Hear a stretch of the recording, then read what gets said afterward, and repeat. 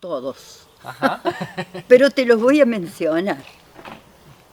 Yo tenía 4 años, vivía en Villa Cabrera. Un día llaman a la puerta de mi casa. Eran unas maestras que pertenecían a una escuela, Vicuña Maquena, que es el nombre de 2 educadores, Ajá. que buscaban una niña para completar un pedido para abrir un grado. Ajá. Entonces mi mamá le dijo, yo tengo una hija, pero tiene 4 años, cumple los 5. A ver, llámela. Oh, no, es grandecita. Me anotaron. Así empezó. Decime si no me fue a buscar la docencia. Bueno, me fui a la escuela, estaban mis padres preocupados. Mi papá fue a hablar con la maestra. Lucrecia Berrotarán de Viale, una pelirroja a la que adoré, porque realmente jugaba la payana con nosotros. Era una escuelita chiquitita, chiquitita.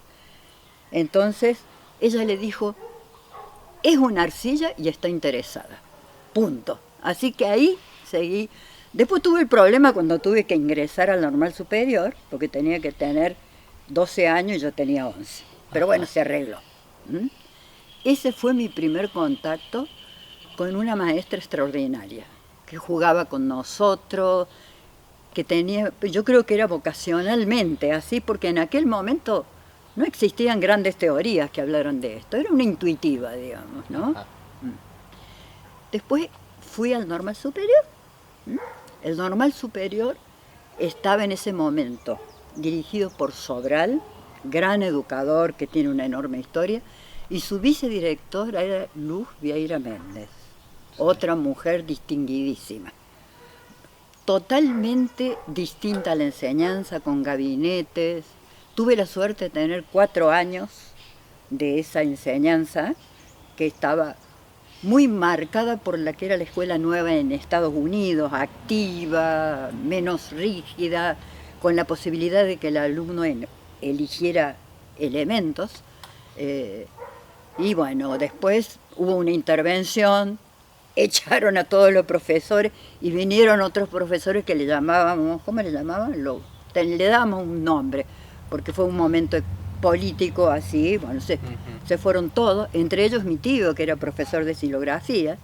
Bueno, terminé la escuela, pero antes de terminar, teníamos 5 años para hacer bachilleres y con 2 años más éramos maestros, de las otras maestras.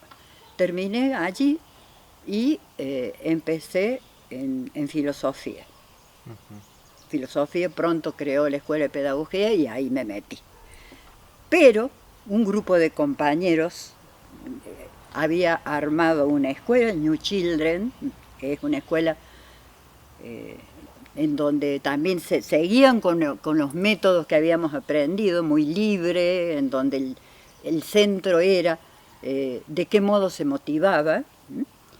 Y yo apliqué un método que nunca se había aplicado, que era un método por el cual se enseñaba a los niños débiles mentales, que parte de lo global hacia lo analítico, digamos, ¿no?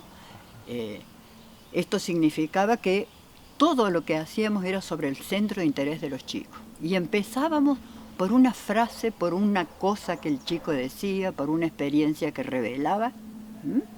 Y ese era un cartel, bueno, de modo que teníamos lleno de carteles que, por ejemplo, decía la mariposa azul, y el trabajo era de paciencia, porque ellos iban copiando. Después juntábamos palabras de los carteles y ellos buscaban. Después juntábamos sílabas y lo último que aprendieron fue el abecedario.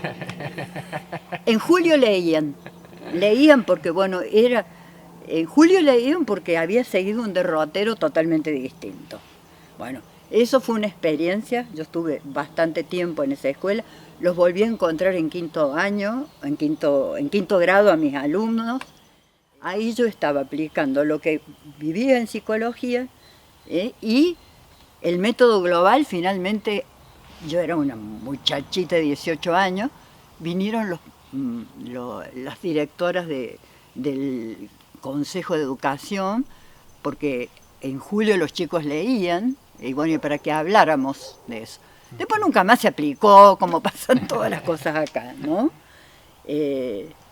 Bueno, por eso te digo que me fue buscando a mí, lo que permitía cosas muy lindas, como por ejemplo, teníamos test que no tenían baremos hechos en Córdoba, pues yo en la escuela pasaba y mis compañeras pasaban en todas las otras escuelas, o sea que fuimos haciendo baremos de test para validarlos. Nuestros chicos estaban muy por encima, lo digo con mucho orgullo. Mirá qué lujo, Marie Langer, otro psicoanalista cuyo nombre en este momento no recuerdo, que era el presidente. Bueno, fueron los que nos enseñaron psicoanálisis, porque nuestro director, que no tenía presupuesto y que éramos un puñadito, cada vez que había que crear el año siguiente, nos llamaba a todos, decía, chicas, ¿qué hacemos? Porque bueno, y yo conozco uno, era así, íbamos armando. Entonces le digo, ¿por qué no escribe a los psicoanalistas? Los psicoanalistas están en un momento, y contestó nada menos que Marie Langer, que tenían mucho interés de hacer esa experiencia. Venían los fines de semana, sábado y domingo, a darnos clase. Y a la vez hacían un grupo con nosotros, y nosotros éramos observadoras de un grupo de gente que invitaron. Marie Langer comentó la experiencia en un libro y nos enseñó un modo de manejar el grupo con una flexibilidad y porque era una grande, con una flexibilidad, con una simpatía, con una cosa de conexión con el otro extraordinaria. Nosotros éramos observadoras del grupo de personas ajenas también aprendimos cómo se maneja un grupo, digamos, ¿no? Y cómo se va trabajando, cómo se va interviniendo. Ese fue un aprendizaje que también me buscó a mí. También fue por una casualidad. Yo tenía una materia que se llamaba psicología, ¿cómo se llamaba? Se llamaba algo así como psicología de la personalidad, ese era el nombre. Vino un golpe político, me echaron, pusieron otro profesor en su lugar y yo quedé fuera de la universidad un tiempo. No sé, creo que fueron 5 años. Cuando volvió de nuevo a haber una cosa democrática, nos citaron, nos reincorporaron, creo que fue Alfonsín. Nos reincorporaron, pero mi materia estaba ocupada. Entonces me dijeron, haga una materia. Bueno, era en agosto, o sea que como había materias semestrales, tenía poco tiempo. Entonces yo dije, bueno, no hemos visto nada de embarazo, parto y puerperio. Y presenté ese proyecto, que lo hicimos trabajando en la maternidad provincial. Hermoso porque las chicas tomaban contacto con las puérperas, estaban en la sala de parto, que es una experiencia conmovedora, digamos, ¿no? Y allí había una psicóloga que estaba trabajando que nos dio muchísimas manos, fue muy lindo, un grupito de 15 era. Y al año siguiente había que crear una materia. Yo siempre había dicho, ¿cómo es posible que la psicología evolutiva termine en la adolescencia? Y entonces pedí, hice el programa de psicología del adulto y la senectud, que así se llamaba y que ahora lo llamaría de otro modo. Pero bueno, y ese fue, digamos, realmente al principio era optativa, o sea que no tenían obligación de hacerla. Pero vinieron bastantes y cuando les preguntamos, me acuerdo el primer día, ¿por qué eligieron esta materia? Porque queremos saber cómo son las personas mayores. ¿Y sus abuelos? Y me sorprendió una cosa, pocos eran los que tenían contacto con los abuelos, ¿no? Eso fue una cosa que nos llamó la atención. Así que su trabajo era hacer una entrevista a una persona, se intercambiaban abuelos. Bueno, ese fue el comienzo de mi interés y ya de mi compromiso a fondo, porque en mi actividad privada, yo trabajaba como psicóloga también, empecé a tomar pacientes añosos, digamos, cosa que antes no hacía. Y empecé a sentirme muy cómoda con eso, ¿no? Muy cómoda y sintiendo que es tan importante atender a una persona mayor como atender a un niño. Uno en el comienzo y otro en el final, en que tiene que darle sentido a su vida, en que tiene que perdonarse por lo que no hizo, superar ciertos prejuicios que tuvo, digamos, ¿no? Y amigarse con su vida, digamos, ¿no? Y aprovecharla hasta el último momento. Entonces, fue hermoso, digamos, el desarrollo de ese tiempo. La cátedra llamó la atención mucho de la gente, porque, por ejemplo, se estaban armando los hogares de día, nos invitaron para que ayudáramos a formar el personal, y allá íbamos, digamos, ¿no? Por otra parte, vino una ONG que quería poner en un barrio una especie de lugar para que las personas mayores, y tenían 3 o 4 temas. Entonces vinieron a decirnos si podíamos ver si los temas que ellos tenían iban a ser aceptados. Entonces hicimos un censo. Bueno, ahí nada de lo que ellos habían, la gente quería política, discutir los diarios, ellos habían puesto cosas más y manualidades, mostró una imagen totalmente distinta. Y vimos cosas conmovedoras en ese barrio, ¿no? La cosa de solidaridad, un señor que tenía una enfermedad que ese lo entrevistó Andrés, que vino así. Tenía una enfermedad que lo mantenía en cama permanentemente, que había sido un funcionario importante, pero que con su nieto ayudaba a toda la gente en todos los trámites posibles. Una cosa de solidaridad. Bueno, le dimos el informe y pusieron los talleres que realmente quería la gente. Así que ese tipo de cosas eran como que nos dábamos cuenta de que era una inquietud esto, ¿no? Que era la época en que la gente empezaba a preocuparse por los adultos mayores. Bueno, después vino Andrés, que tomó y que desde el primer momento estuve al lado de él, y esta cosa que creció tan maravillosa que es el CEPRAM, ¿no? Claro. Que me llegan cosas de él, digamos, ¿no? Y en donde el grupo de alumnos que yo tuve, heterogéneo completamente, me siguió. Cada año tenía que inventar inventaba un programa, porque lo que hacíamos era trabajar esas cosas que para ellos eran complicadas, darles sentido, a veces explicarles algo psicológicamente, pero en realidad era un intercambio muy fecundo entre la gente, digamos, ¿no? Es decir, yo te diría, era como los grupos operativos, así, ¿no? Ajá. Y se creaba una cosa muy cohesiva entre ellas.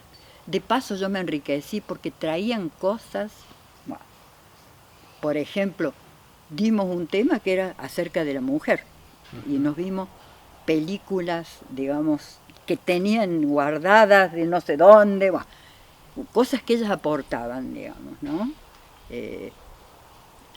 Fuimos viendo mujeres importantes, la vimos a Eva Perón, vimos a ¿cómo se llamaba esta mujer? Que vi la película, una ingeniera que tenía su estatua en Buenos Aires, que hubo un problema con esa estatua, pero que fue la que diseñó el tren de las altas cumbres. Una mujer, no me acuerdo eso me pasa tupido, pero no importa, al final les voy a decir quién era. No hay problema. Bueno, vimos una película que era sobre su vida, una mujer que estuvo en Europa, brillante, que vino a la Argentina, que hizo cosas importantes, totalmente desconocida, claro, ¿no? Pero era grande, digamos, ¿no? Y seguía trabajando, digamos, ¿no? Comunicaba una cosa. Bueno, ese fue, yo creo, el último año que estuvimos cuando vimos esto de la música. Me han hecho producir un encuentro muy profundo con la gente. Ajá. Yo te diría que de mis alumnas me siguen hablando por teléfono, me siguen contando sus cosas, pasan periódicamente por mi consultorio, y he visto modelos de vida tan importantes. Te cuento uno solo. Una alumna que tenía un problema en sus piernas, que vivía con su hijo y su nuera. Había sido modista y con eso había criado, porque quedó viuda muy joven, había criado sus 3 hijos. En este momento estaba viviendo con su hijo y empezó, digamos, ella tenía hasta 5º grado, inteligente, maravillosa. Bueno, tuvo varios años, yo me seguía escribiendo con ella porque nos mandábamos mail, toda la cosa, porque como tenía mal las piernas, aprendió a manejarse con mail. Un tiempo me dejó de escribir, yo mandé a preguntarle y entonces me cuenta por mail que ya no podía caminar, que en realidad sentía que no quería ser una carga para los hijos y que se puso muy firme y se volvió a Bahía Blanca, que era el lugar donde ella había sido modista, el lugar donde tenía los amigos, y que estaba en un hogar y que se daba cuenta de que había acertado en todo el sentido. Dice, por la mañana pasa uno a tomar un cafecito, 7 hombres y ella en el lugar. ¿Qué enseñanza, te das cuenta? ¿Qué enseñanza? Porque encontró un bienestar para ella, pero a la vez también el poder pensar en el otro, ¿no? Que a veces en ciertas personas un poco egoístonas, lo más natural es que hubiera quedado para que sus hijos la cuidaran. Fue buscar y a partir de su contacto con la computadora, recopiló amigos que estaban en Europa, o sea que está feliz ella, y los hijos la van a ver periódicamente, ¿no? Yo dije, qué solución de sabia. Primero, no depender, y tengo que pelear mucho con mi hija mayor por eso, porque mi hija mayor me vive cuidando, no depender. Segundo, ofrecer todo lo que yo tengo, vale decir, ser una abuela que no solamente recibe los domingos, sino que me lleva un nieto a charlar con él, cuando tienen un despiole vienen a hablar conmigo, funcionar como para crear algo sólido en la familia, y creo que lo he conseguido, porque tengo una familia increíble, digamos, ¿no? Muy orgullosa de mis nietos, todos tipos excelentes, y he vivido un poco en función de todo esto que he enseñado, ¿no? Y sigo siendo, a pesar de que es raro eso, mis hijas vienen y me consultan sus problemas. Y yo les doy una opinión, no un consejo. Me acuerdo de mi hija Mariana en un momento que debía dejar un trabajo muy, muy sólido, muy importante económicamente, que estaba temerosa. Su marido es de su misma profesión, estaba haciendo sus pininos y me vino a decir, mamá, tengo mucho miedo de dejar esto. Y yo le dije, confía en tu marido. Renunció y le fue perfecto. Le faltaba eso a ella, ¿te das cuenta? Estaba muy puesta en el lugar de su marido hizo cuanta cosa, se presentó y en este momento es un hombre que trabaja muy bien, muy respetado, digamos, ¿no? Para eso me ha servido, ¿no? Para ubicarme también, yo como mayor, hasta dónde debo decir cosas.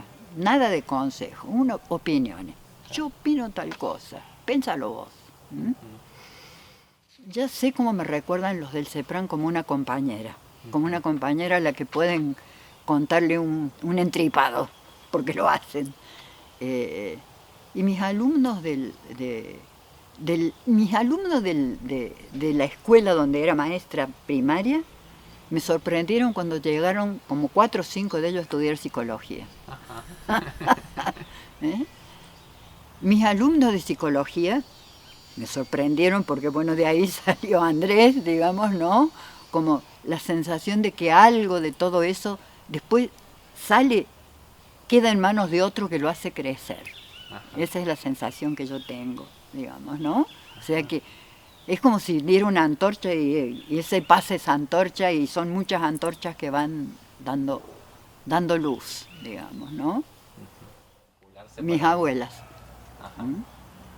Una abuela casi analfabeta española, digamos, que tenía una sabiduría severa, dura, no era blandita, pero a la vez derecha, justa. Venía y perdía disculpas cuando se le había ido la mano. Y la otra abuela paterna, que era una vieja maravillosa, que fue la que me leía pedazos del Quijote cuando yo tenía 5 años, digamos, ¿no? Una gran lectora, digamos, que me inició en la lectura. Mi padre era un gran lector también, que me recitaba las flores del mal de Baudelaire mientras caminábamos por la vereda. Digamos, tuve una familia muy estimulante, digamos, ¿no? Y tías que no habían hecho más que hasta 5º grado, porque así era en España en ese momento, pero que tenían una chispa y una gracia tan extraordinaria porque eran andaluzas. Esas te hacían morir de la risa, digamos, y tenían refranes que calzaban en todo. Los españoles tienen un resumen de la vida en refranes. Sí. Por parte de mi papá, había una historia un poco más complicada, porque mi abuelo aparentemente, no aparentemente, lo supimos mucho después que él murió, pertenecía a esto que está tan de moda ahora, esta secta que ya no es tan prohibida, ¿cómo se llama? No es una secta, es una agrupación de gente con fines de mutuo apoyo. Ajá. Bueno, y él había venido de Europa y lo habían destinado, era sastre, era el padre de la abuela que leía mucho, era sastre. Fue y vino a Europa por esta tarea que tenía la sastrería. Él hacía trajes talares, que son los trajes de los curas y militares. Y entonces le tocaba, de golpe se iba a un lado, se iba a Orán, y le mandaba a mi abuela dinero y es para que se fuera a Orán. O sea que mi papá robaba sandía en Orán con mi tío, de ahí pasaron a una parte de Francia, así que una familia que había tenido un recorrido muy particular. Y que ese abuelo, bueno, se suicidó porque se descubrió un cáncer de lengua y lo hizo dejando todas sus cosas arregladas frente en un parque en Buenos Aires donde tenía su hija. Ajá. En el jardín, paseo de jardín. Bueno, habían tenido una vida de saltimbanqui que le había dado a mi papá esa cosa, porque además cuando tenía 20 y tantos años, se recibió de maestro y se dedicó a rodar en tren por el mundo. Posguerra conoció gente interesantísima, fue maestro también. ¿Y sabés de qué fue maestro? De la gente que hacía la carretera que cruzaba Chile. Ajá. Bueno, todo esto era bohemio, pero cuidaba a su madre, porque mi abuela le decía, Oriente, no salgas en camiseta al patio. Y mi papá dice, yo estaba viajando en un vagón de carga. Bueno, pero mi abuela, que era muy astuta, un día recibió una carta de mi mamá, que era alguien que él había conocido, la metió adentro de un sobre y la mandó. Y el viajero volvió. Que bajen todas las ideas que tienen acerca de la tercera edad, que van a tener un montón de nociones, y que vean qué persona de tercera edad tiene al frente. Puede tener una persona culposa, puede tener una persona frustrada, y hay que trabajar de distintos modos con eso, ¿no? Es decir, es una cosa la tercera edad, pero se llega a ella de distintas maneras. Y para cada manera de llegar hay un modo de ayudar. Cuando es en grupo es mejor, porque vos trabajás, pero también tenés gente que te apoya, ¿no? Así a veces yo he tenido dentro de CEPRAM personas que estaban muy resentidas por cosas con la familia, pero que fueron curando todo eso a partir de contar cosas y que le buscáramos el sentido entendiendo qué le pasaba, por qué hacían eso, digamos, ¿no? Y a cada uno hay que ayudarlo a que desarme ese nudo que tiene, para que la vejez sea plena, ¿no? Si es un rencor, si es una tristeza, si es la fantasía de no haber sido querido, son fantasías. Es decir, todo el mundo es querido, salvo que a veces en la adolescencia se construyen ciertas categorías que son difíciles de bajar. Yo creo que en ese sentido adolescencia marca algo personal con lo que uno arma una historia, a veces mentirosa, ¿no? O por lo menos con ojos inmaduros. Hay que volverla a ver, a esa historia, en la vejez. Porque es mantener la mente abierta. El riesgo de la vejez es quedarse encerrada en los recuerdos, encerrada en las historias, con la misma gente que siempre ves, sin novedades. Creo que el estudio genera novedad y la novedad genera vida, digamos. Entusiasmo, sorpresa. Hay veces que dicen, a mí no me sorprende nada. Mentira. Yo, nada me sorprende. Mentira. Hay algo que la va a sorprender. Y creo que, y también sentirse acompañada por un montón de gente que está atravesando un igual camino. Se generan amistades, enemistades también, ¿eh? No vamos a decir que todos somos santos, digamos. Pero se generan amistades que son maravillosas para los aprendizajes. Yo lo vi eso, como sobre todo del grupo donde yo trabajaba tanto con cosas de ellos, salieron amistades sólidas que después te siguen acompañando, digamos, ¿no?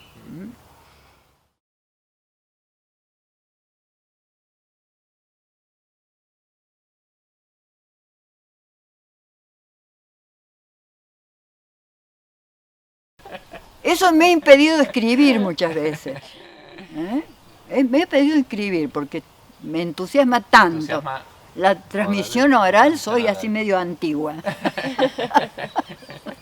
¿Sabés qué pensaba yo? ¿Qué pienso más que una cosa de técnica? En las personas mayores que convocar la emoción, que es lo que puede estar enquistado, ¿no? En un sentimiento o en otro. Sí. Emocionarla. Sí. Si se emocionan, eso llega profundo, digamos, ¿no? Bueno, también en los niños.